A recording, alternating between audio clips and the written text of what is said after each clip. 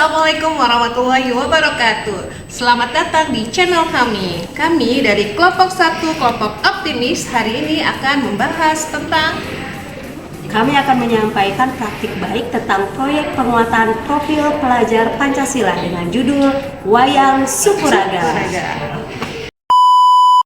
Terima kasih Bu buat pembukaannya. Kembali lagi bersama kami ada di sini. Saya sudah bersama dengan Ibu Nurul. Ya, kita di sini akan membicarakan tentang proyek BUMN yang dilakukan di sekolah Bu Nurul. Ya, betul sekali. Saya mau tanya, secara tadi disebutkan judulnya adalah Wayang Sukuraga ya Bu ya. Betul. Mungkin bisa secara singkat aja bagaimana sih Wayang Sukuraga itu? Nah, ini pada wayang Sukuraga itu adalah wayang yang dimana setiap tokohnya itu di dalamnya itu adalah dari anggota tubuh kita, anggota tubuh manusia, makanya dinamakan suku raga kita kan gitu ya, pada bahasa Sundanya seperti itu. Oh gitu, jadi dari Sukuraga ini kenapa sih kok Bu Nurul itu memilih tema ini? Situasi apa yang terjadi saat itu sehingga Bu Nurul bisa memilih tema ini?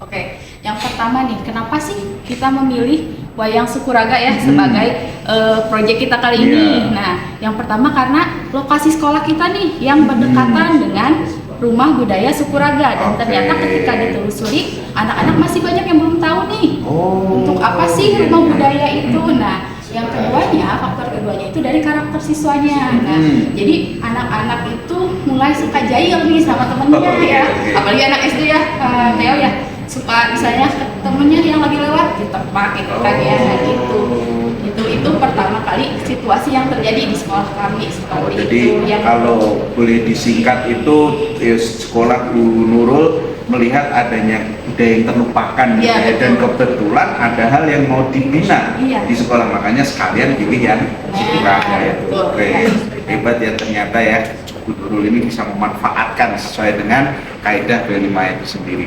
Nah Bu Nurul, saya mau tanya lagi lanjutannya. Pasti mengikuti proses B5 itu susah, pasti ada tantangannya. Iya, betul. Apa ya penantian? Nah, tantangan yang dialami itu ketika kita nih udah kan memutuskan ya Pak ya, temanya ini wayang Sukuraga. Nah, ketika dalam perencanaan, nah kan kita mendatangi dulu siapa pemilik dari pemilik dari wayang Sukuraga itu atau senimannya. Nah, di Sukabumi? iya, itu di Sukabumi, iya. Ada senimannya. Nah, ketika bertemu kan dia mempunyai jadwal yang padat gitu. Ternyata untuk menyamakan kan ya antara kita sekolah dengan bapaknya, jadwal bapaknya itu ada kesulitan di situ tantangannya. Selanjutnya persepsi dari lingkungan sekitar atau orang tua kan, karena wayang apalagi cuma mata gitu ya. Nah, makanya juga bibirnya doang. Kenapa? Itu yang diambil itu tantangan. Jadi menyamakan persepsi dulu nih orang tua biar yakin apa yang kita nanti ajarkan, maksudnya proyek ini ke anak-anak itu ternyata positifnya apa gitu. Oke, jadi memang menantang sih ketika saya dengar yang menyamakan persepsi gitu Nah, ya. betul. Nah, apa aja tuh aksi-aksi yang dilakukan oleh Bu Nurul dan juga sekolah supaya bisa terlaksana gitu? Oke, yang pertama itu dari kan ketika kepala sekolah menentukan fasilitator ya. Nah, di situ semua grup itu datang ke sana mengunjungi tempatnya itu Rumah Budaya Sukuraga. Nah, di sana kita berbincang dengan senimannya, dan di sana juga tidak hanya senimannya saja. Jadi itu bekerja sama dengan salah satu universitas di Sukabumi, ya, yaitu UMI. Iya.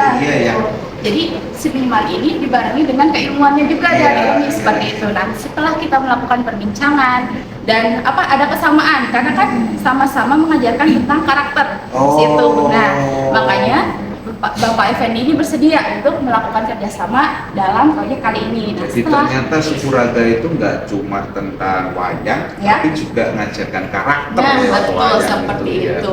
Itu yang esensi utamanya ya Pak ya. Gitu. Nah, setelah tadi kita melakukan datang nih ke sana, setelah datang ke sana kita jadwalkan nih bapaknya untuk datang ke sekolah untuk sosialisasi kepada anak-anak dan juga orang tua, karena kan tadi ada persepsi yang berbeda itu. Nah, setelah itu baru kita membuat jadwal setiap kelas untuk datang ke Rumah Sukuraga untuk praktek seperti apa, sampai dengan mereka membuat wayangnya, memainkan wayangnya gitu, seperti itu, dan makna dari wayangnya masing-masing. Lancar tuh. sampai akhir?